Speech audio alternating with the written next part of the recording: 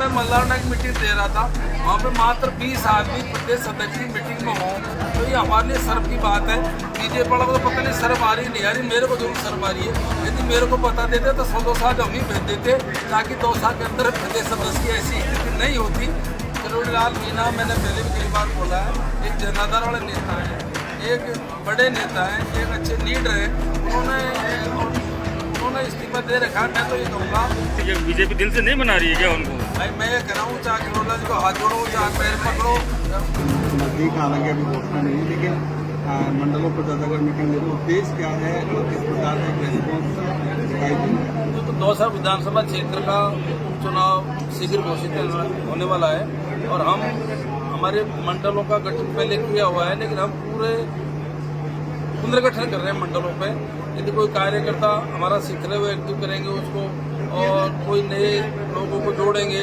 मैं समझता हूँ कि सारे 11 मंडलों पे हमने मीटिंग का आयोजन रखा है और करीब हमारे आज 8 मंडलों पर मीटिंग हमारी हो चुकी है। हम जहाँ भी गए, हमारे पूरे कार्यकर्ताओं में बड़ा जोश है और जिस तरह से बीजेपी ने 9 महीने के अंदर काम किए, हमारी योजनाओं को बंद किया है समीक्षा के नाम पे, हमारे विकास के कार्यों को बंद किया है।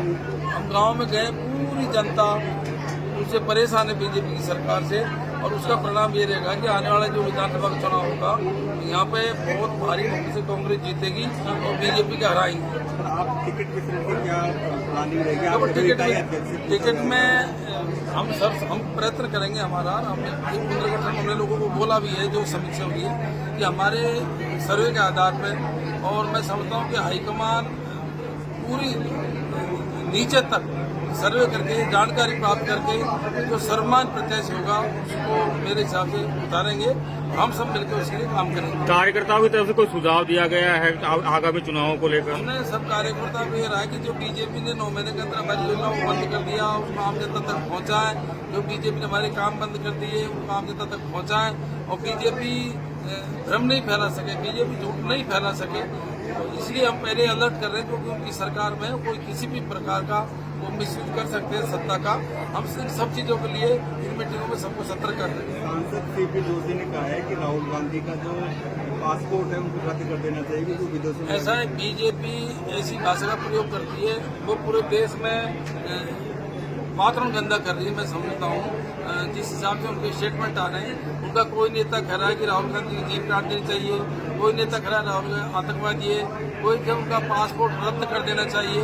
और जो जिस मुद्दे को लेकर बात कर रहे हैं, उस मुद्दे को बारीकी से मैंने सोचने देखा है। राहुल गांधी जी जो विदेश में गए थे, जो आरक्षण के ऊपर किसी लड़की ने पूछा था और उसमें तुम्हारे क्या सोच है, तो राहुल गांधी जी ने वही भाषा का प्रयोग किया है जो बाबा साहब अम्बेडकर ने संविधान में लिख रखा है। आरक्षण विरोधी तो वास्तव में वर्तमान सरकार बीजेपी की है। हमारी कांग्रेस की सरकार हमेशा आरक्षण समर्थित रही है, कमजोर तबके के पक्ष में रही है, ST SC OBC और जनरल जो गरीब है उसके पक्ष में रही है। बीजेपी के बातों को गंदा करना चाहती है, खराब करना चाहती है।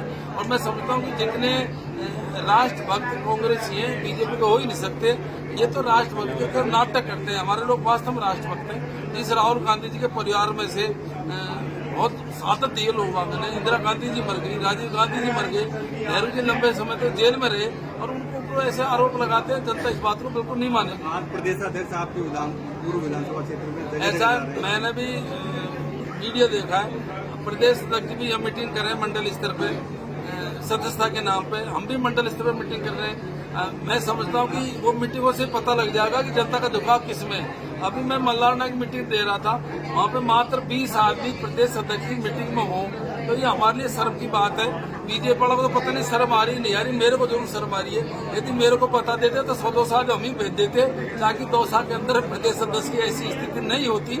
हमारी सामान्य मीटिंगों में 2-2, 2.5, 3-300 आदमी आ रहे हैं। तो ये इस बात का संकेत है और बीजेपी के राज से आम जनता परेशान है। किरोड़ी लाल मीणा को काफी टाइम हो गया है इस्तीफा दिए हुए। आज भी सवाल पूछा गया था तो उन्होंने कहा था कि हम सब अभी तक एक हैं। देखो, किरोड़ी लाल मीणा, मैंने पहले भी कई बार बोला है, एक जनाधार वाले नेता हैं, एक बड़े नेता हैं, एक अच्छे लीडर हैं।